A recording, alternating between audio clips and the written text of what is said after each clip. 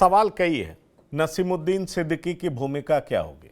दरअसल आपको बता दें कि 2007 से 12 के बीच में जब मायावती की सरकार थी तो नसीमुद्दीन सिद्दीकी मायावती के बाद दूसरे बेहद इंपॉर्टेंट नेता माने जाते थे।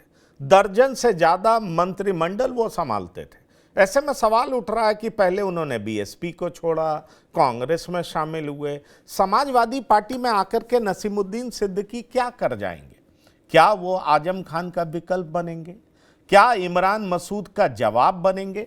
क्योंकि इमरान साहब को बहुत ज्यादा तवज्जो कांग्रेस दे रही है। ऐसे में नसीमुद्दीन सिद्दीकी को कांग्रेस से जो मिलना चाहिए था वो उन्हें नहीं मिला, ऐसा उनके समर्थक कहते हैं। लेकिन फिर भी कांग्रेस के खिलाफ नसीमुद्दीन सिद्दीकी ने कुछ नहीं बोला है। मतलब बहुत साफ है कि कांग्रेस के साथ अलायंस में चुनाव लड़ना है, इसलिए कांग्रेस के खिलाफ जहर नहीं उगलना है। लेकिन समाजवादी पार्टी का चुनाव करके नसीमुद्दीन सिद्दीकी किसको रिप्लेस करना चाह रहे? नसीमुद्दीन सिद्दीकी को समाजवादी पार्टी ने अपने साथ शामिल क्यों कराया है? ये बड़े सवाल हैं और जिनके जवाब हम आपको देने जा रहे हैं कि किस तरीके से समाजवादी पार्टी में उनकी एंट्री समाजवादी पार्टी को राजनीतिक रूप से प्रभावित कर सकती है। चलिए, हमारे मेहमान हमारे साथ जुड़े हैं, उनके पास सीधे लिए चलते हैं। जो मेहमान हमारे साथ जुड़े हैं, आपको बता दें कि हमारे साथ प्रवक्ता समाजवादी पार्टी धर्मेंद्र सिंह जी जुड़े हैं। आपका बहुत स्वागत है धर्मेंद्र जी। हमारे साथ विवेक नारायण जी जुड़े हैं, कांग्रेस के नेता हैं। विवेक जी, आपका भी बहुत स्वागत है।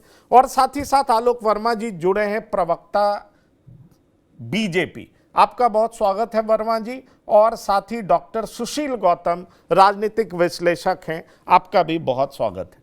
धर्मेंद्र सिंह जी, एक सवाल उठ रहा है कि आजम खान को रिप्लेस करेंगे। आजम खान जैसे बड़े नेता की दरकार थी समाजवादी पार्टी को, वो जेल में है। नसीमुद्दीन सिद्दीकी की एंट्री इस मायने में समाजवादी पार्टी बहुत इंपॉर्टेंट मान रही है। कहा यह जा रहा है कि पश्चिम यूपी बुंदेलखंड में उनकी पकड़ अच्छी है, राजनीतिक अनुभव भी अच्छा है, और चूंकि पॉलिटिक्स परसेप्शन का खेल होता है, इस लिहाज से भी समाजवादी पार्टी ने उनको अपने साथ शामिल किया है। क्या कहना चाहेंगे? जी नमस्कार पंकज जी, हमारे पैनलिस्ट साथियों को भी मेरा प्रणाम। देखिए, किसी भी नेता का कोई रिप्लेसमेंट नहीं होता है। हम जिस विचारधारा के पोषक हैं, जिस सामाजिक न्याय की बात करते हैं, जिस संघर्ष में है, संघर्ष के दौर में कोई नेता आता है और हमारे साथ संघर्ष करने के लिए तैयार होता है, हमारी विचारधारा को मानता है, तो उसका स्वागत है। राजनीति में जो है विचारों का परिवर्तन, पुनर्मूल्यांकन, ये राजनीति की बढ़ती दिशा को तय करता है। नसीम साहब पुराने अनुभवी नेता हैं। उनको प्रशासन का भी काफी अनुभव रहा है, कई बार मिनिस्टर रहे हैं, कई डिपार्टमेंट संचालित किए हैं। उन्होंने ये चुना कि संघर्ष के दौर में सामाजिक न्याय की लड़ाई में पिछड़ों, दलितों और जिस पीढ़ी की हम बात करते थे उस समाज को न्याय दिलाने की दिशा में जो संघर्ष चल रहा है, उसमें हम समाजवादी पार्टी के साथ मिलकर करते हैं। इस नेता ने उनका स्वागत किया और उनको पार्टी में शामिल कराया। निश्चित ही पार्टी को भी लाभ होगा, उनके अनुभव का पार्टी को लाभ मिलेगा, ऐसा हम लोगों को सोचना है। और इस लड़ाई में वो हमारे साथ रहेंगे, खुले मन से वो आए हैं, उनका स्वागत है दल में। नहीं, पर यह कहा जा रहा है कि उनके आने से पहले जब बसपा से बहुत सारे लोग समाजवादी पार्टी में जा रहे थे तो उन्होंने कांग्रेस को चुना था। अब वैसे लोग इनसे तो सीनियर होंगे, ये आए हैं तो वैसे बहुत सारे लोग अनकंफर्टेबल फील कर रहे हैं। वैसे नेताओं की बड़ी लंबी कतार है, लंबी फौज है। आप कैसे देखते हैं इसको? देखिए पंकज जी, और जब लोग छोड़ करके बहुजन समाज पार्टी से आए तो उन्होंने कांग्रेस पार्टी को चुना। कांग्रेस पार्टी भी हमारे इंडिया गठबंधन के साथी दल है, तो कोई ऐसा नहीं है। वो लगभग विचारधारा जो सामाजिक न्याय जिस विचारधारा को पे हम लोग काम कर रहे हैं, कांग्रेस भी उत्तर प्रदेश में हमारे साथ है। नसीम साहब हमारे साथ आए हैं, तो कोई ऐसा नहीं कि उन्होंने विचारों में बहुत बड़ा परिवर्तन करके या किसी को नुकसान पहुंचाने के लिए। वो उत्तर प्रदेश में लड़ाई को और मजबूत करने के लिए हमारे साथ आए हैं, उनका स्वागत है। और वो किस दल में रहे, कहाँ गए, वो वैचारिक रूप से परिवर्तन, मैंने पहले ही कहा, विचारधारा में परिवर्तन, पुनर्मूल्यांकन, ये डेमोक्रेसी का एक हिस्सा है। वो ये विचार करके आए कि समाजवादी पार्टी भारतीय जनता पार्टी की सांप्रदायिक राजनीति के खिलाफ जो संघर्ष कर रही है, जो मार्जिनाइज्ड लोगों की बात कर रही है, जो गरीब तबके के हक और हुकूक की बात कर रही है, तमाम जो महंगाई, बेरोजगारी, भ्रष्टाचार, नौकरियों की बात कर रही है, उसमें संघर्ष के दौर में उन्होंने समाजवादी पार्टी ज्वाइन की है। तो उनका स्वागत है। कोई सत्ता के लिए तो अवसरवाद में आए नहीं है कि हम सरकार में शामिल होने जा रहे हैं। भाई सत्ता के लिए जिसको जाना होता, अवसरवाद के लिए वो सरकार के साथ जाता। तो संघर्ष में आए हैं, इसलिए स्वागत है और लड़ाई को मजबूत करेंगे। उनका लाभ हमको भी मिलेगा, उनके अनुभव का लाभ मिलेगा और किसी को रिप्लेस करने जैसा कुछ नहीं है। सबका सम्मान चलिए, है। राजनीति आप जान लीजिए, जो जितना मेहनत करता है, जनता के बीच में रहता है, उसको उस हिसाब से आगे बढ़ने का अवसर मिलता है। उसमें किसी को रिप्लेस करने जैसी कोई बात नहीं। नहीं, पर राजनीति में महत्वाकांक्षा भी तो होती है विवेक नारायण जी, और उनकी महत्वाकांक्षा कांग्रेस में पूरी नहीं हो रही थी और इसीलिए उनको लगा कि कांग्रेस में अब उनका क्या मतलब है बने रहना। अगर संघर्ष ही करना है तो समाजवादी पार्टी आपकी एलाइज है, तो साथ मिलकर के भी संघर्ष कर सकते थे। अखिलेश यादव कह रहे हैं घर बदला है मोहल्ला नहीं, पर यह पार्टी क्यों बदली, वजह क्या है? क्या आपको लगता है कि सिर्फ संघर्ष वजह है, या वजह यह है कि कांग्रेस उतनी मजबूत पार्टी दिख नहीं रही है, भविष्य उस तरह का है नहीं, कांग्रेस को अलायंस में समाजवादी पार्टी के ही साथ जाना पड़ेगा, फिर उनको टिकट भी चाहिए तो समाजवादी पार्टी की हाँ लेनी पड़ती, बिना उनके कंसेंट के टिकट भी नहीं मिल पाता। तो इसलिए उन्होंने एक रास्ता देख लिया कि बेहतर है हम समाजवादी पार्टी में चले जाएं, वो बड़ा दल है और मैं मुस्लिम का नेता हूं, मैं आजम खान साहब का विकल्प भी बन सकता हूं और मेरी राजनीतिक महत्वाकांक्षा बेहतर तरीके से समाजवादी पार्टी में पूरी हो सकती है, इसलिए उन्होंने आपका साथ छोड़ दिया। विवेक नारायण जी। देखिए, नसीमुद्दीन साहब प्रदेश के गंभीर नेताओं में गिने जाते हैं और उन्होंने कोई अगर फैसला लिया है तो उस फैसले में उनके साथियों की बहुत अहम राय रही है और ये फैसला उन्होंने लिया है तो जो सामाजिक न्याय की लड़ाई उत्तर प्रदेश में लड़नी है तो उसको और मजबूत करने के लिए लिया है। तो ये ऐसा इसमें कुछ नहीं है कि कांग्रेस को उन्होंने कोई झटका दिया, ये जानते थे वो कांग्रेस का उत्तर प्रदेश में हमारा अलायंस है, तो कांग्रेस के लिए कोई उनको ऐसे उन्होंने वो कांग्रेस के खिलाफ भी नहीं बोल सकते हैं। ये सारी बातें जानते हुए उन्होंने कांग्रेस छोड़ी है। तो लेकिन मुझे लगता है कि नसीमुद्दीन साहब एक गंभीर राजनेता हैं और वो और अखिलेश जी ने भी कहा है कि घर बदला है मोहल्ला नहीं बदला है। तो मकान बदला है तो मकान आगे भी बदल सकते हैं, तो ये कोई इसमें बड़ी बात नहीं है। अब रही बात आजम खान साहब का, देखिए वो उनका एक अलग स्थान है। आजम खान साहब ने जो कुर्बानी समाजवादी पार्टी की वो संस्थापक लोगों में से रहे हैं और जिस तरीके से वो जुझारू और तेज नेता में उनकी गिनती होती है और उनके भाषण भी आम जनमानस को प्रभावित करने वाले होते हैं। मुस्लिम समाज में उनकी अच्छी पैठ है।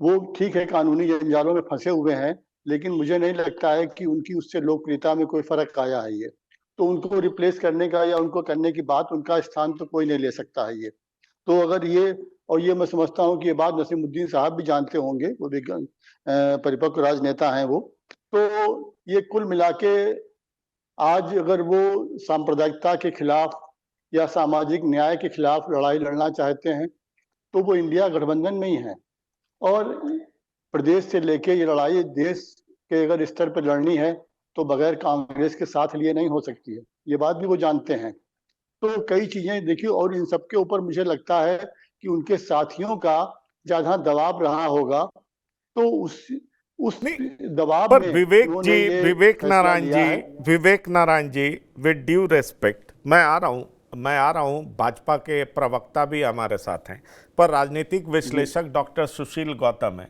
सवाल ये उठता है कि आप कांग्रेस और समाजवादी पार्टी एलाइज है, कोई एक पार्टी तो है नहीं। अब कांग्रेस छोड़ करके समाजवादी पार्टी कोई क्यों जाएगा?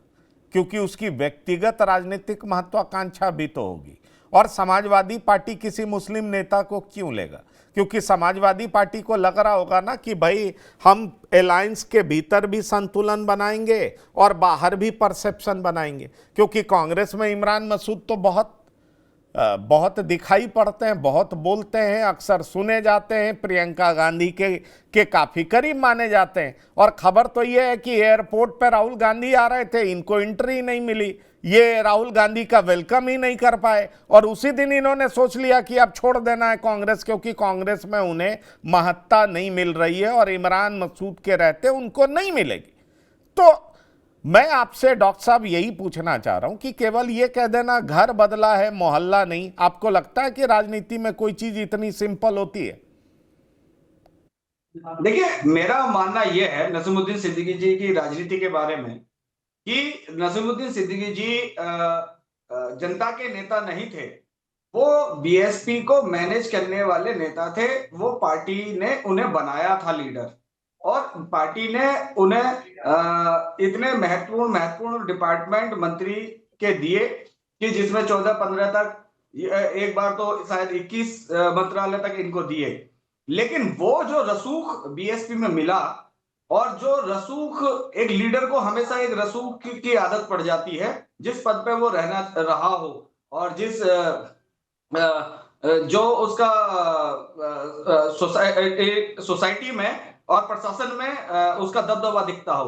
तो नसीमुद्दीन सिद्दीकी जी के साथ ये दुविधा है राजनीति में कि वो कांग्रेस में उतना सर्वाइवल नहीं कर पा रहे थे, क्योंकि कांग्रेस यूपी में नहीं है, और यूपी में अलायंस के थ्रू समाजवादी के साथ वो अलायंस में है।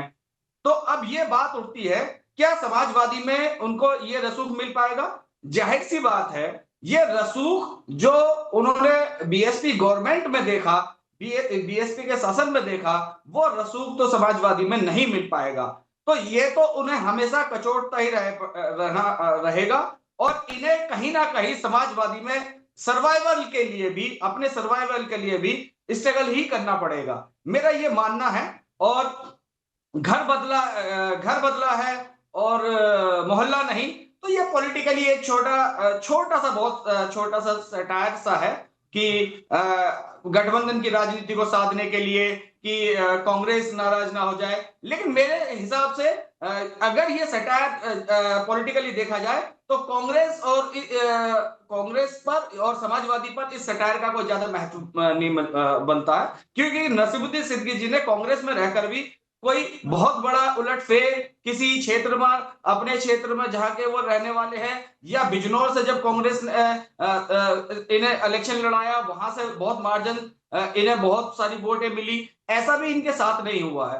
तो ऐसा मतलब ये जनता के नेता नहीं है, ये एक पार्टी संगठन को मैनेज करने वाले लीडर थे। चलिए, जो आप कह रहे हैं नेता नहीं है, ये मैनेजर है, ये आपका कहना है। पर मैं बीजेपी से पूछना चाहूंगा, आलोक वर्मा जी, अखिलेश यादव तो कह रहे हैं पीडीए हमारा मजबूत होगा, और पीडीए मजबूत होगा तो आपके लिए भी तो खतरा है। नसीमुद्दीन सिद्दीकी की चर्चा पिछले कुछ दिनों से बहुत ज्यादा है। अब समाजवादी पार्टी में नसीमुद्दीन सिद्दीकी का आना मतलब पीडीए का मजबूत होना, और पीडीए का मजबूत होना मतलब बीजेपी के लिए खतरा। बीजेपी क्या नसीमुद्दीन सिद्दीकी के समाजवादी पार्टी को के भीतर जाने को कैसे देखती? आपको लगता है कि बड़ा खतरा, बड़ी बात, समाजवादी पार्टी मजबूत हुई है और बीजेपी को चैलेंज पोज करेगी? नहीं, क्या पंकज भाई, सच में आपको लगता है कोई वजूद रह गया है नसीमुद्दीन सिद्दीकी का इंडियन पॉलिटिक्स में, उत्तर प्रदेश की पॉलिटिक्स में? कांग्रेस भी उनको नहीं पूछ रही थी, तो आप अच्छी तरीके से जानते हैं कि नहीं, तो आप भी वही बात बोल रहे हैं जो एआईएमआईएम के नेता बोल रहे हैं कि दगे हुए कारतूस हैं। आपको भी वही लग रहा है? नहीं, मुझे लगता है कि आपको भी पता चल रहा है अंदर से। भले आप बहस कर रहे हैं, डिबेट में आप हैं, तो आपको कुछ सवाल करना है, लेकिन आप अच्छी तरीके से जानते हैं कि उत्तर प्रदेश की सियासत में नसीमुद्दीन सिद्दीकी, आजम खान का क्या रुतबा रह गया है। आप जानते हैं ना, अभी तो आपने जिक्र किया कि एयरपोर्ट में उनको अंदर भी घुसने नहीं दिया गया। राहुल गांधी जब पिछली बार आए थे, तो उन्होंने उनसे मिलने का समय उन्होंने मांगा अपने समर्थकों के साथ, उन्होंने समय नहीं दिया। तो आप उनकी कीमत जानते हैं। लेकिन ठीक है, समाजवादी पार्टी में वो गए हैं, समाजवादी पार्टी जाने वो क्या उनका उपयोग करेगी। कोई कह रहा था कि आजम खान जो है कहीं और जाना चाह रहे हैं, शायद इसलिए उन्होंने कुछ एक रास्ता बनाया है कि एक मुस्लिम चेहरा उनके साथ रहे, जिनकी बात वो करते हैं कि पीडीए के सहारे वो इलेक्शन को आगे बढ़ा के लेके जाएंगे। लेकिन भारतीय जनता पार्टी को कोई डर नहीं है, कोई भय नहीं है। भारतीय जनता पार्टी जिस विजन के साथ और जिस मिशन के साथ आगे बढ़ रही थी भारतीय जनता पार्टी, उसी दिशा में आगे बढ़ रही है। जो हमारा सत्ता प्रतिष्ठान है वो अपना काम कर रहा है और जो हमारा संगठन है वो अपने आप को मजबूत कर रहा है। हमें नसीमुद्दीन जैसे लोगों से, आजम खान जैसे लोगों से, ये तो चेहरा नुमाया करते हैं। देखिए, हम तो पहले से कहते हैं कि बहुत सारे सियासी दल तुष्टीकरण की राजनीति करते हैं और उत्तर प्रदेश के लोग और देश के लोग भी इसकी पहचान अच्छी तरीके से कर लेते हैं। तो जो कुछ किया, जो उन्होंने जिन लोगों को शामिल किया, उससे कुल मिला के अखिलेश यादव का चेहरा एक बार फिर से नुमाया हो गया। तो मुझे लगता है कि उत्तर प्रदेश के लोग इसे अच्छी तरीके से देख रहे हैं। कोई फर्क नहीं पड़ने वाला नसीमुद्दीन सिद्दीकी चाहे इधर जाएं चाहे उधर जाएं। अभी कोई कह रहा था मुझे राजनीतिक गलियारे में कि बसपा में पहले वो जाने की कोशिश कर रहे थे, बसपा ने उनको तवज्जो नहीं दी। फिर वो चंद्रशेखर आजाद के साथ जाना चाह रहे थे, चंद्रशेखर आजाद ने उनको तवज्जो नहीं दी। फिर लास्ट में कुल मिलाकर के वो अखिलेश यादव जी के साथ गए हैं। अखिलेश यादव जी की फिक्र शायद ये रही होगी कि आजम खान अगर कहीं उधर चले गए तो उनके जो वो पीडीए करते हैं, लगातार कर रहे हैं, उस पर उसका फर्क पड़ेगा। तो मुझे लगता है कि सियासत है, अभी इब्तिदाई इश्क है, डरता है क्या, आगे आगे देखिए होता है क्या। मुझे लगता है कि अभी सब गड्डम गड होगा, इलेक्शन को थोड़ा आगे बढ़ने दीजिए। नहीं, पर आगे आगे मुस्लिम वोट कंसोलिडेट हो जाएगा तो आपको दिक्कत तो होगी। अगर आप पॉलिटिकली देखें तो ये दिक्कत तो होगी, और यही बात तो हो रही है। पर धर्मेंद्र सिंह जी, ठीक है, आप बीजेपी को चुनौती पेश करेंगे, ये बात समझ में आ रही है, पर कांग्रेस को क्या मैसेज दे रहे हैं? भाई, कोई एलआई है, उसके नेता को तोड़ना और अपने साथ जोड़ना, ये अलायंस में क्या मैसेज देता है? ये भी तो एक बड़ा सवाल है। ऐसा तो है नहीं कि नसीमुद्दीन सिद्दीकी शुरू से समाजवादी रहे हैं, समाजवादी पार्टी के प्रति उनकी बड़ी आस्था रही है। आप अपने एक एलआई का नेता तोड़ रहे हैं और अपने साथ जोड़ रहे हैं। ये मैसेज आपको नहीं लगता कि आप कांग्रेस को सीधा सीधा ये मैसेज दे रहे हैं कि देख लो, हमारे पास भी मुसलमान का एक बड़ा चेहरा है, हमें पश्चिम यूपी में कमजोर मत आंको, और चुनाव से पहले जो सीटों का बंटवारा होगा, पश्चिम यूपी में मुसलमान नेता के तौर पर इमरान मसूद बड़े चेहरे के तौर पर उभरे हैं, राहुल प्रियंका के नजदीक देखे जाते हैं। तो क्या आपने काउंटर बैलेंस करने का प्रयास किया है अलायंस के भीतर? यह सवाल बार बार उठ रहा है। नहीं पंकज जी, हम किसी को तोड़ने का जो आरोप लगा रहे हैं ये तो बिल्कुल गलत है।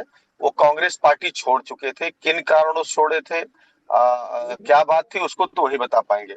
लेकिन कांग्रेस पार्टी छोड़ने के बाद भारतीय जनता पार्टी की सांप्रदायिक राजनीति के खिलाफ, उसको कमजोर करने के लिए, उस लड़ाई में साथ देने के लिए वो आए हमारे साथ। तो एक तरह से जो हम भाजपा को जो हराने का, सांप्रदायिक राजनीति को समाप्त करने का जो विजन लेकर के, और दलितों को, पिछड़ों को, अल्पसंख्यकों को न्याय दिलाने का जो सामाजिक न्याय की लड़ाई लेकर चल रहे हैं, उसमें वो हमारे साथ साथ आए। तो उस आंदोलन को मजबूत करने का उनका संकल्प है, तो वो कहीं से कमजोर नहीं कर रहे हैं। दूसरी बात, हम लोग मुद्दा आधारित राजनीति करते हैं, समाजवादी पार्टी, और उस मुद्दों के तहत वो हमारे साथ आए हैं। तो उसमें कहीं से कांग्रेस को तोड़ना, अपने साथ मिलाने जैसे आरोप बिल्कुल निराधार और बेकार है। दूसरी बात, भारतीय जनता पार्टी के साथी दूसरों के ड्राइंग रूम में क्या होता है इनको बेहतर मालूम है, क्योंकि ये यही काम ही करते हैं। इनके नेता समय समय पर, चुनाव के समय, दूसरे दलों को तमाम एजेंसियों के माध्यम से तोड़ के मिलाना, सरकार बनाना, गिराना, ये इनका काम है। कौन कहाँ जाने वाला है, लगातार फर्जी मुकदमा लगा करके उनको जेल भेजे हैं, पूरी लड़ाई लड़ रही है, लेकिन इनको मालूम है कि कोई कहाँ जाने वाला है। वैसे तो हमको भी मालूम है कि योगी आदित्यनाथ जी भाजपा छोड़ने वाले हैं। भाजपा के तो मेंबर भी नहीं रहे, यूपी के मुख्यमंत्री बन गए, अलग दल बनाते थे। तो सवाल ये है कि कौन कहाँ जाना है, कहाँ कहाँ प्रयास किया। भाई वो इनके यहाँ गए, उनके यहाँ गए, वो नहीं लिए, बहन जी नहीं ली, चंद्रशेखर नहीं लिए, ये सब हमको लगता भारतीय जनता पार्टी कार्यालय से सिर्फ लिखी जा रही थी। तो जो हम लोग आरोप लगा रहे थे कि कुछ दल ऐसे हैं कि जिनकी प्रेस ब्रीफ भाजपा कार्यालय में लिखी जाती है, वो तो स्वीकार कर रहे हैं। अखबार पढ़ेंगे तो पता चलेगा आपको। हम लोग तो बार बार कहते थे आलोक जी के कार्यालय में, हमें मालूम है कि कुछ एक दल है, कुछ एक दल ऐसे हैं जिनकी प्रेस विज्ञप्ति, जिनकी कार्य योजना जो है भारतीय जनता पार्टी कार्यालय में बनती है। हम लोग पहले भी कई मौकों पर बता चुके हैं, उसको सिद्ध कर चुके हैं। तो उसको आप स्वीकार कर रहे हैं तो अच्छी बात है। कम से कम लोग और देश जाने, जनता जानने का कि किन किन आप डमी कार्यालय कौन कौन से भी चला रहे हैं जो अपने अखबार में छपा हुआ साहब। बाकी नसीम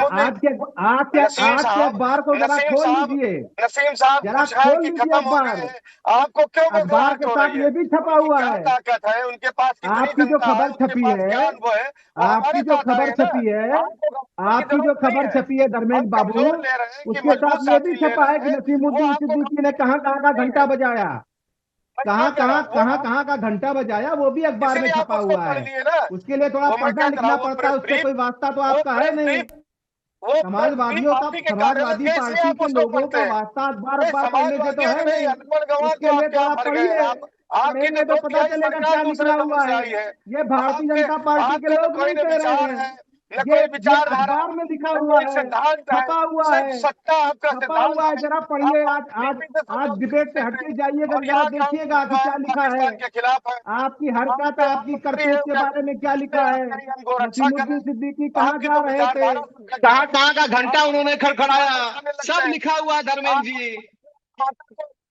मैं उसी का उदाहरण दे रहा था। झंडा बरदार विचार पे जो है कि चोटी पर खिंचवाएंगे, कहेंगे हम सनातन को मानने वाले हैं, मरने की जात बताएंगे, कहेंगे हम जात मुस्लिम करते हैं, आप कहेंगे हम पाकिस्तान के कश्मीर को अलग करने की बात करती है उससे सरकार। आप तो गैर विचारधारा वाले लोग हो, सत्ता के लिए हो, लालच में पड़े हो, पूरा भ्रष्टाचार में डूबे हो, आपको ऐसा बताने की जरूरत नहीं है। हमारे साथ जो आया हो कितना मजबूत है, कितना कमजोर है, दगा कारतूस है कि खाली है, वो हम लोग जान रहे हैं ना। आप परेशान मत होइए, आपको 24 में बधाई, आपको मैं तो बधाई दे रहा हूँ आपको। आपको 24 अरे ऐसे कई चेहरे और हैं, उनको भी ले लीजिए। जनता 24 में उत्तर प्रदेश की जनता ने आपको ठीक किया था, घबराइए नहीं, अब आपका सफाया होने वाला है, बहुत चिंता की जरूरत नहीं है। आप तमाम अरे मुंगेरी लाल के सपने देखना चाह रहे हैं। नहीं, चलिए पर देखिए, अब अभी चुनाव के बाद बहुत कुछ साफ हो जाएगा। पर मेरे साथ राजनीतिक विश्लेषक भी हैं, मैं डॉक्टर सुशील गौतम जी से पूछना चाहूंगा। बहुजन समाजवादी पार्टी बहुत सारे नेताओं ने छोड़ा था, नसीमुद्दीन सिद्दीकी भी छोड़े और भी लोगों ने छोड़ा, लेकिन और लोग सीधा समाजवादी पार्टी में चले गए। लालजी वर्मा, राम अचल राजभर, इंद्रजीत सरोज, स्वामी प्रसाद मौर्य, बाबू सिंह कुशवाहा, राम शिरोमणि वर्मा, आर.के. चौधरी, राम प्रसाद चौधरी, त्रिभुवन दत्त, सुखदेव राजभर जैसे बड़े नेता शामिल हुए, पर ये तो चले गए कांग्रेस में। अब ये फिर से समाजवादी पार्टी में आए हैं। मैं धर्मेंद्र सिंह जी से भी पूछूंगा, लेकिन पहले आपसे पूछ लेता हूं, आपको नहीं लगता कि इनके आने से जो लोग पहले बसपा के लोग गए समाजवादी पार्टी में, वो निश्चित तौर पर इनसिक्योर फील करेंगे? क्योंकि इनको जिस तरीके से तवज्जो दिया गया है, समाजवादी पार्टी में एक कोलाहल तो मचेगा कि भाई ये हमारे बाद आए हैं, लेकिन हमसे सीनियर हो जाएंगे तो कैसे हमारे लिए एक्सेप्टेबल होंगे? डॉक्टर सुशील गौतम, और दूसरा सवाल आपसे है, और फिर ये धर्मेंद्र सिंह जी से भी पूछूंगा कि एक बात बड़ी तेजी से कही जा रही है कि पार्टी के भीतर आजम खान को रिप्लेस किया गया है, उनको संतुलित किया गया है, और कांग्रेस को बता दिया गया कि भाई आपके पास इमरान मसूद, तो हमारे पास भी नसीमुद्दीन सिद्दीकी हैं, क्योंकि इमरान मसूद अपने संसदीय क्षेत्र में लगातार समाजवादी पार्टी को चुनौती पेश कर रहा है। डॉक्टर सुशील गौतम, देखिए सर, जहां तक बीएसपी से निकाले हुए कैंडिडेटों की बात हुई, जो समाजवादी ज्वाइन करी, जिन्होंने सीधे ज्वाइन करी, लेकिन उनमें भी कुछ ऐसे चेहरे रहे हैं जो कांग्रेस में पहले समाजवादी में गए, फिर कांग्रेस में भी आए और फिर से समाजवादी में चले गए हैं, जो बीएसपी के थे, जैसे आर.के. चौधरी जी हैं, और स्वामी प्रसाद मौर्य जी अभी समाजवादी छोड़ गए, बीजेपी छोड़कर फिर समाजवादी में गए, और फिर क्या निकालकर अपनी पार्टी बना रहे हैं। तो सर, एक कहावत है उत्तर प्रदेश की राजनीति में और बीएसपी की राजनीति में कि बीएसपी का जो पुर्जा है वो कहीं बहुत मुश्किल से ही फिट होता है। अच्छा सर, मैंने इसमें यह भी बताया कि नसीमुद्दीन सिद्दीकी जी के साथ सबसे बड़ा ड्रॉबैक ये है कि वो जन नेता नहीं है। आर.के. चौधरी जी जन नेता हैं, केशव प्रसाद मौर्य जी, वो स्वामी प्रसाद मौर्य जी का भी उस तरीके से जन नेता नहीं थे, और बीएसपी ने उनके पहली बार अपनी तरफ से पार्टी की तरफ से विधानसभा तक भेजा था और मंत्री बनाया था। और ऐसे ही आर.के. चौधरी जी ले लीजिए, सोहनलाल पटेल ले लीजिए, तो ये लोग जो है बीएसपी के वो लोग हैं जिन्होंने शुरू से बीएसपी को बनाने में मदद करी और जन लीडर के रूप में उभरे अपने क्षेत्र में, और इसीलिए आज भी वो अपनी रिलेवेंस पॉलिटिक्स में बनाए हुए हैं, चाहे वो समाजवादी चले जाए या कांग्रेस चले जाए, उनका एक स्थायी वोट बैंक है। लेकिन आजम खान साहब की ये जगह ले लेंगे, ऐसा तो सर मुमकिन ही नहीं, नामुमकिन है। इस पॉलिटिक्स में, मुस्लिम पॉलिटिक्स में, या आजम खान से आप कंपेयर करें, उनके डायलॉग्स को सुने, उनके भाषण को सुने, तो ऐसा एक भी आपको नसीरुद्दीन सिद्दीकी साहब का भाषण नहीं मिलेगा जो जनता को अपनी तरफ अट्रैक्ट करता हो। साथ ही साथ इमरान मसूद साहब भी अपने कॉन्स्टिट्यूंसी में बहुत ही स्ट्रॉन्ग आज से स्ट्रगल नहीं कर रहे हैं, वो वहां के जन नेता के रूप में है। अगर वो निर्दलीय भी लड़ेंगे तो कुछ उनका स्थायी वोट बैंक हमेशा उनके साथ खड़ा रहेगा। लेकिन नसीमुद्दीन सिद्दीकी जी के साथ ऐसा नहीं है कि उनका कोई स्थायी कोर वोट बैंक उनके साथ हमेशा रहा हो। हाँ, कुछ चुनिंदा लोग होते हैं, लेकिन उनसे पॉलिटिक्स में इलेक्शन जीते या हवा बनाई नहीं जाती है। वो जन लीडर ही जो बीजेपी से मतलब साफ है कि अगर हम इमरान मसूद और आजम खान इन दोनों से तुलना करें तो नसीमुद्दीन सिद्दीकी नेता नहीं है। धर्मेंद्र सिंह जी, आप सहमत हैं? पंकज जी, पहली बात तो आजम खान साहब की नसीमुद्दीन साहब की तुलना ही जो है बिल्कुल बकवास है और बेसिर पैर की बात है। कोई भी नेता, पहली बात तो समाजवादी पार्टी एक सबके साथ सामूहिक कलेक्टिव निर्णय वाली पार्टी है। कोई व्यक्ति, एक व्यक्ति से निर्णय नहीं होते। हम विचारधारा के पोषक हैं। आजम साहब हमारी पार्टी की नींव रखने वाले फाउंडर मेंबर और बहुत ही या वरिष्ठतम सदस्य कहिए, सबसे बड़े नेता कह सकते हैं। राष्ट्रीय अध्यक्ष जी हमारे नेतृत्व कर रहे हैं। वैचारिक रूप से आजम साहब के पूरा व्यक्तित्व समाजवादमय है। उन्होंने स्थापना की थी पार्टी की, तो उनकी और हमारे पार्टी के किसी और नेता की तुलना करना ये कहीं से जायज नहीं है। वो ये एक तरह से बिल्कुल ही कोरी कल्पना होगी। आजम साहब सम्मानित हैं, वरिष्ठ हैं, सम्मानित रहेंगे। नहीं, ये बात तो आप कहते हैं, ये बात तो कहते हैं, लेकिन रामपुर में आपने उम्मीदवार दिया था आजम खान, खुश नहीं थे। बगल में और भी एक दो सीट आपने दिया, आजम खान बिल्कुल खुश नहीं थे। स्थिति इतनी बिगड़ गई थी, चर्चा बड़ी जोरों पर थी कि आजम खान से मिलने अखिलेश यादव गए नहीं। बाद में अखिलेश यादव गए, लेकिन ये चर्चा हमेशा बाहर आती रही है कि आजम खान साहब अखिलेश जी के व्यवहार से खुश नहीं है। तो ये बार बार कहा जाता कि अखिलेश यादव आजम खान को रिप्लेस करना चाहते हैं, एक मुस्लिम चेहरा चाहते हैं। देखिए, चर्चाओं से पार्टी के निर्णय नहीं बदला करते पंकज जी। माननीय आजम साहब, अभी बताने की, एविडेंस देने की जरूरत है कि पार्टी के अंदर क्या बात होती है, कैसे तय होता है। बहुत चीजें परसेप्शन की होती है। आजम साहब से पूछ करके तमाम टिकट तय हुए, दिया गया। आजम साहब ने कभी सार्वजनिक उस पर न कोई कमेंट किया, नाराजगी व्यक्त किया। वो साथ थे। ऐसा कोई कह दे अपने मन, हम भी तो कह रहे हैं योगी आदित्यनाथ जी भाजपा छोड़ने वाले हैं। कलराज मिश्रा जी तो बोल भी रहे हैं जल्दी छोड़ देंगे। तो ये सब बातें ऐसे चर्चा पर्चा में रहती है। सच इसके विपरीत है। कोई जरूरी नहीं जो सच हो वो बाहर है, या जो बाहर आ रहा हो सच ही हो। कुल मिलाकर के किसी भी हमारे पार्टी के नेता की किसी दूसरे नेता के स्थान पर प्रतिस्थान किए जाने का की बात है, वो बिल्कुल नाजायज है। बिल्कुल हम लोग किसी का विकल्प नहीं ढूंढते। समाजवादी पार्टी विचारधारा आधारित तो कोई विकल्प नहीं ढूंढती, फला नेता की जगह फला बैठा, ये सब भाजपा में है। हमारे यहाँ विचारधारा को जो मानने वाले लोग हैं, हमारी जो सामाजिक न्याय की लड़ाई है, पीडीए समाज की लड़ाई है, और साथ साथ भाजपा की जो सांप्रदायिक राजनीति है उसके विरुद्ध जो है, जो नौजवानों, किसानों, आदि आबादी के हक और हुकूक की बात करता है, उनके उस आंदोलन में जो शरीक होता है, संघर्ष का दौर है, वो हमारे साथ है। और वो कोई भी व्यक्ति, हमारे एक बूथ का कार्यकर्ता भी अगर हमको ज्वाइन करता है एक बूथ पर, तो हमारे पार्टी के लिए मजबूत करने का काम करता है।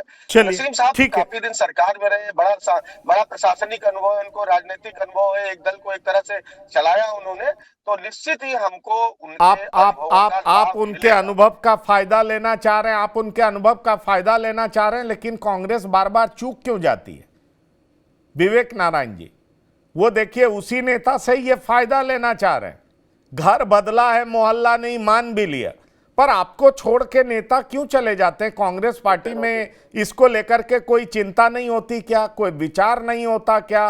कोई मंत्रणा नहीं होती क्या? नसीमुद्दीन सिद्दीकी को आपने जिम्मेदारी भी दी, पश्चिम यूपी का अध्यक्ष भी बनाया, फिर भी नसीमुद्दीन सिद्दीकी कांग्रेस को छोड़ करके चले गए। बतौर कांग्रेस नेता आप क्या महसूस कर रहे हैं? आपको नहीं लगता कांग्रेस के लिए एक झटका है?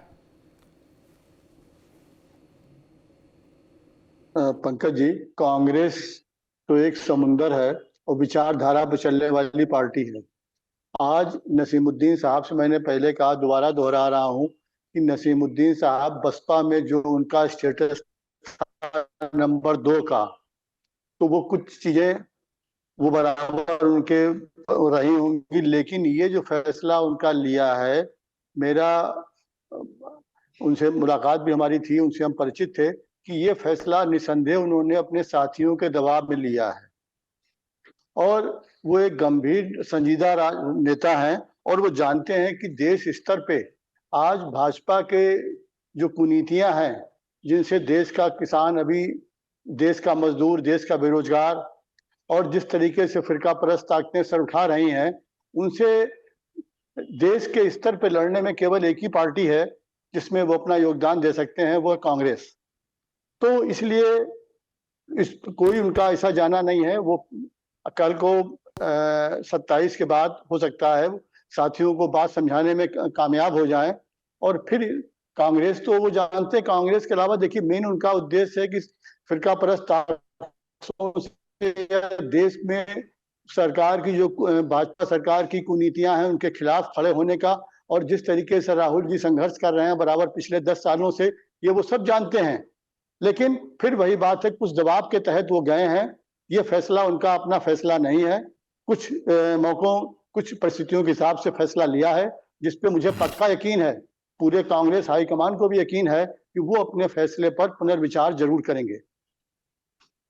वो अपने फैसले पर पुनर्विचार करेंगे, लेकिन एक सवाल तो रिलायबिलिटी का उठता है ना आलोक वर्मा जी। वो बसपा छोड़े थे, उन्होंने एक ऑडियो बम फोड़ा था। अखिलेश यादव भी उतना भरोसा कर पाएंगे क्या उन पे? और दूसरी बड़ी बात, जो राजनीतिक ताकत का जो उन्होंने स्वाद चखा बहुजन समाज पार्टी में, समाजवादी पार्टी में क्या उस तरह का स्वाद चखने को मिलेगा क्या? 1 दर्जन से ज्यादा मंत्रालय संभाल पाएंगे क्या, या अपने बेटे को सेटल करने आए? ये भी एक बड़ी बात होती है राजनीतिज्ञों के लिए कि ठीक है, हम उम्र के उस पड़ाव पे हैं, हमारे बेटे अफजाल का क्या, वो कैसे राजनीति में सेटल होगा, उसका भविष्य कहां पे ठीक रहेगा, कहां पे वो पॉलिटिकली मजबूत रहेगा? क्योंकि ये भी एक चर्चा बड़ी जोरों पर है कि अफजाल जो उनके सुपुत्र हैं, उनका एक दोस्त है जिन्होंने मीडिएशन किया है और उस वजह से ये समाजवादी पार्टी में आए हैं, क्योंकि वो दोस्त अखिलेश जी के बड़े करीब रहे हैं, माने जाते हैं। तो इस तरीके से पार्टी में एंट्री हुई है। बहरहाल ये मीडिया रिपोर्ट से अलग अलग जगह पर छपी है, लेकिन सवाल ये उठता है कि बीएसपी के भी बड़े करीब थे, बहन जी के भी बड़े करीब थे, ऑडियो बम फोड़ा, अब फिर कांग्रेस में गए, अब सपा में आए, तो रिलायबिलिटी का इशू तो है, इसको कोई इनकार कर सकता है क्या आलोक जी? नहीं पंकज भाई, कुछ तो है जिसकी पर्देदारी है। मैं देख रहा था सपा मुखिया कह रहे थे कि मोहल्ला जो है, मोहल्ला नहीं बदला है, घर बदला है। और हमारे कांग्रेस के प्रवक्ता साथी कह रहे हैं कि भाई साहब कल आ सकते हैं, अभी अभी थोड़ा सा इंतजार कीजिए, अभी थोड़ा सा वेट कर लीजिए, राहुल गांधी उनको मना लेंगे। तो ये जाने वो जाने, दोनों इंडी गठबंधन के साथी हैं, और वो जाने किसको किसका सिर तोड़ना है, किसको किसको किसको हाथ खींच के लाना है, किसको धक्का देना है। हमारा मसला दरअसल ये है नहीं। बाकी सब आप बता ही चुके हैं कि आज आज जो कुछ छपा हुआ है, अखबारों में भी छपा हुआ है कि कहाँ कहाँ वो जाना चाह रहे थे। बसपा के लिए उन्होंने पीगे बढ़ाई थी, उसके बाद सहारनपुर में भी 2-3 चक्कर वो लगा चुके थे, 2-4 बातें वो कर चुके थे, लेकिन कहीं उनकी दाल गलती हुई नहीं दिखाई पड़ी। तो मुझे एक भारतीय जनता पार्टी के कार्यकर्ता के तौर पे लगता नहीं कि भारतीय जनता पार्टी को इससे चिंता करने की जरूरत है। इनको चिंता करने की जरूरत है। आजम खान क्या करेंगे 2-4 दिन बाद, वो भी बड़बोले नेता हैं, कुछ ना कुछ बोलेंगे, तब अखिलेश यादव कैसे संभालेंगे ये उनको देखना है। लेकिन इन सब चीजों के बहाने देखिए, उत्तर प्रदेश की जनता साफ साफ समझ गई है कि दरअसल हो क्या रहा है। सत्ता, 1 साल बाद इलेक्शन है, अब सबको लग रहा है कि यहां से सत्ता मिलेगी कि वहां से मिलेगी। भारतीय जनता पार्टी में आ नहीं सकते थे, कांग्रेस में इनको कोई पूछ नहीं रहा था, बसपा बसपा ने इनको कोई तवज्जो नहीं दी, दूसरे दलों ने भी तवज्जो नहीं दी, तो समाजवादी पार्टी ने एक कुनबा जोड़ लिया, एक और पत्थर ला करके अपनी झोली में सजा लिया। मुझे नहीं लगता कि कोई फर्क पड़ने वाला है। उत्तर प्रदेश एक बार फिर से भारतीय जनता पार्टी की सरकार उत्तर प्रदेश में अगले विधानसभा में बनने जा रही है, क्योंकि हमने जो काम किया है, जो नौजवानों के लिए काम किया है, जो बुजुर्गों के लिए काम किया है, जो किसानों की बेहतरी के लिए काम किया है, जिस तरीके से कानून व्यवस्था पे हमने काम किया है, जिस तरीके से कारोबार पे काम किया है, सड़कें जिस तरीके से बेहतर बनी हैं, मुझे लगता है कि उत्तर प्रदेश के लोग उस विकास को देख रहे हैं। 2017 के पहले उत्तर प्रदेश कैसा था और 2017 के बाद उत्तर प्रदेश कैसा है, ये सभी की आंखों में है। मुझे लगता है कि डबल इंजन की सरकार अभी चलती रहेगी और बहुत शानदार तरीके से चलती रहेगी।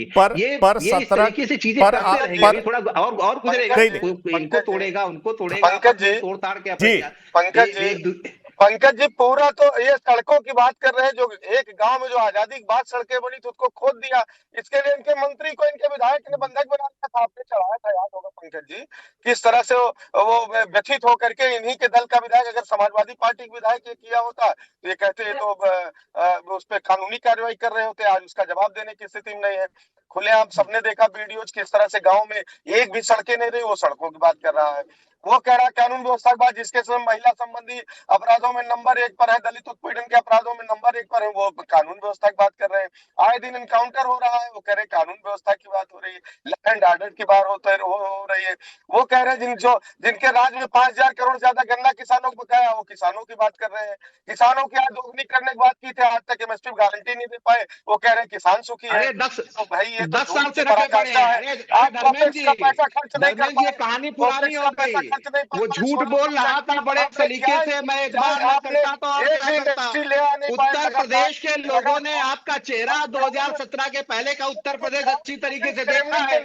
2017 के पहले का उत्तर प्रदेश कैसा था, पूरब में कौन माफिया था, पश्चिम में कौन माफिया था, उत्तर का कौन था, दक्षिण का कौन था, धर्मेंद्र जी सबको पता है, अतीक अहमद के बारे में सबको पता है, मुख्तार अंसारी के बारे में सब जानते हैं, आजम खान किस तरीके से अपनी सत्ता चलाते थे 2017 के पहले सबको पता है। अब बताने की जरूरत नहीं है। 2017 के बाद उत्तर प्रदेश कैसा बदला है, सड़कें हैं कि नहीं है, ये तो उत्तर प्रदेश के लोगों से पूछिए। जब भी कोई इलेक्शन उत्तर प्रदेश में होता है, चाहे शहरी इलेक्शन हो, चाहे गंवई इलेक्शन हो, चाहे लोकसभा का इलेक्शन हो, भारतीय जनता पार्टी जीत रही है क्योंकि उसने जमीन पर काम किया है। धर्मेंद्र जी थोड़ा बाहर निकलिए, थोड़ा गांव में जाइए, बहुत खुश होने की जरूरत नहीं है किसी को रोक लिया, उनको कोई बात कहनी थी, उन्होंने अपनी बात कह दी, लेकिन परिवर्तन आया है। आपकी सरकार ने ये जरूरत नहीं की, ये हिमाकत नहीं की। जल जीवन मिशन आज देश भर में चल रहा है, आपकी सरकार ने नहीं किया ना साहब। जो विध्वंसक राजनीति करते हैं, बंटवारा करते हैं, उसका अंत नहीं। हिंदू मुसलमान करते करते आप कहां पहुंच गए, आप जरा समीक्षा करिए। भगवान राम के नाम लेते लेते आपने जमीन दलाली खा लिया। आपने ग्राउंड ब्रेकिंग सेरेमनी उद्योग लगाने के लिए किया, उसमें आपने दलाली कर लिया, उद्योग लगे नहीं, नौजवानों को नौकरी नहीं, फर्जी आंकड़े देते देते परेशान है। प्रति व्यक्ति आय में उत्तर प्रदेश नीचे से दूसरा है, परचेज पावर में नीचे से दूसरा है। कोपेक्स सेक्टर का पैसा पड़ा हुआ खर्च नहीं कर पाए। आप कह रहे हैं सुशासन की बात, आप कहते हैं कानून व्यवस्था की बात, आप विकास की बात कर रहे हैं, आप महिला सशक्तिकरण की बात कर रहे हैं, किसान जवाब ने कुछ किया नहीं, तो केवल कोरे भाषण से जनता समझ गई।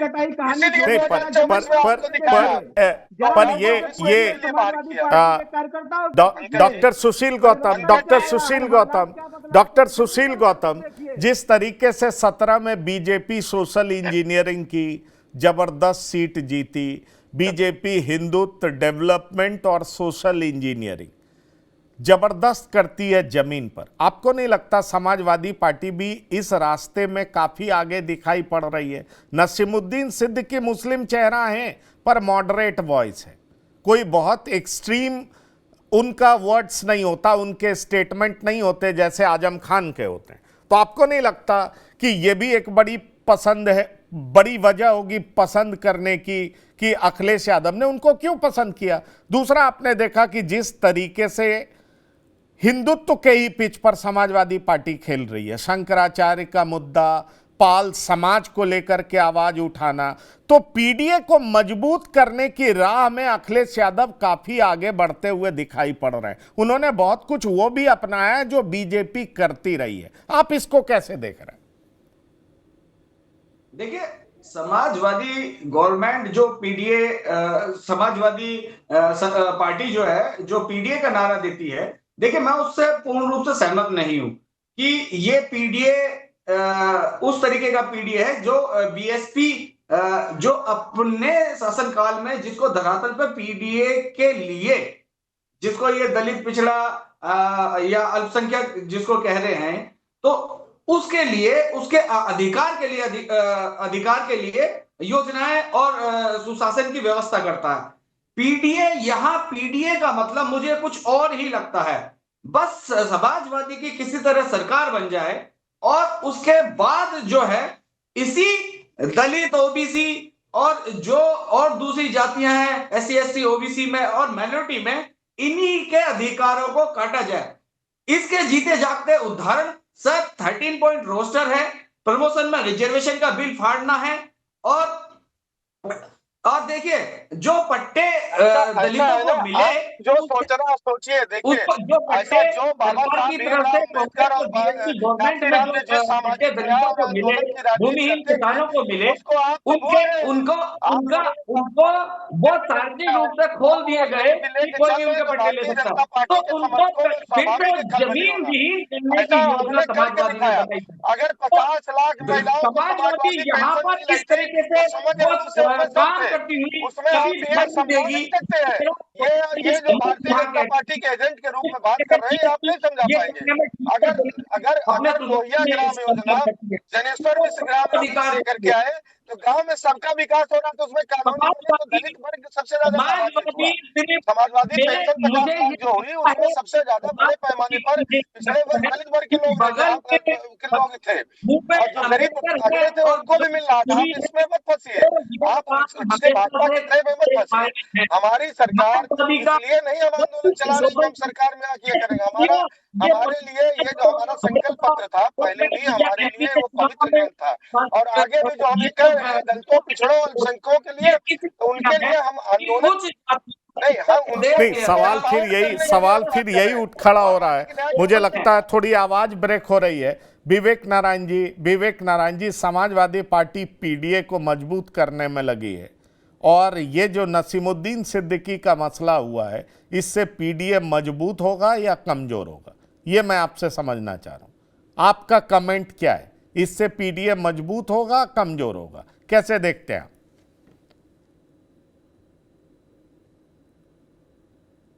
जिसका जवाब तो आने वाले अभी 27 के चुनाव मिलेगा, और बाकी अभी जो 24 के लोकसभा चुनाव में हुए उस समय नसीमुद्दीन साहब कांग्रेस में थे, तो उसका कितना लाभ कांग्रेस को मिला उनके होने का।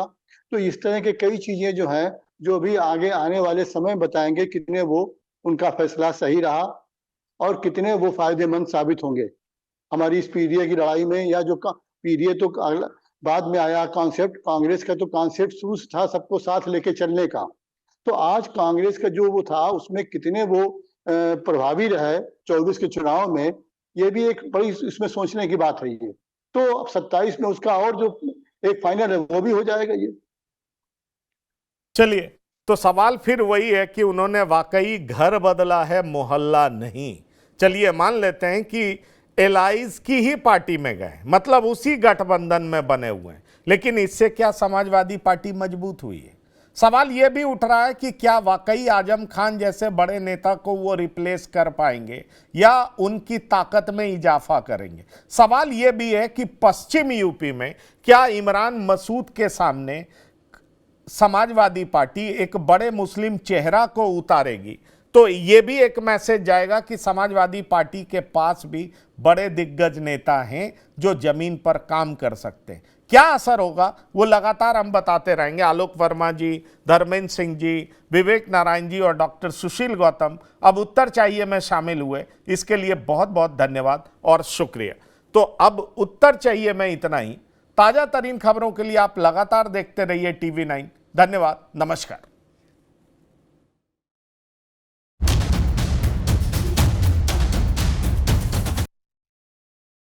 अब उत्तर चाहिए brought to you by R Pure का हल्दी मसाला, मिर्च धनिया करे कमाल, सबका राजा आर प्योर मसाला।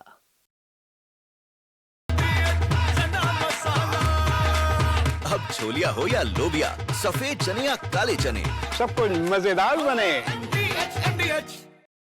अब आया असली स्वाद। अब आया स्वाद। जब स्वाद के पड़े हो लाले तो MDH का चंकी चाट मसाला डालें। MDH का चंकी चाट मसाला। MDH। अरे श्रीमती जी, कुछ तो सस्ता लो, बचत करो। नहीं श्रीमान जी, सब बढ़िया लो, रहने दीजिए। इसमें क्या खास बात है? थोड़े में ज्यादा स्वाद, यही तो है इसकी खास बात। वाओ मामा, क्या स्वाद है। अरे मेरे राजा, सबका राजा आर प्योर मसाला। मेरे पास है आर प्योर पाव भाजी का मसाला। आर प्योर पाव भाजी मसाला, पाव भाजी को टेस्टी बना डाला। सबका राजा आर प्योर मसाला। थोड़े में ज्यादा स्वाद, यही तो है इसकी खास बात। वाओ मामा, क्या स्वाद है। अरे मेरे राजा, सबका राजा are pure masala.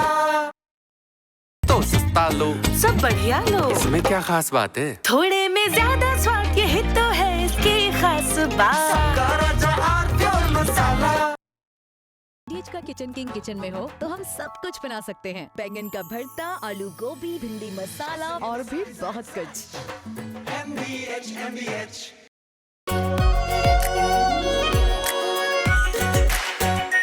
Are Pure shahi paneer masala, delicious, healthy everyday.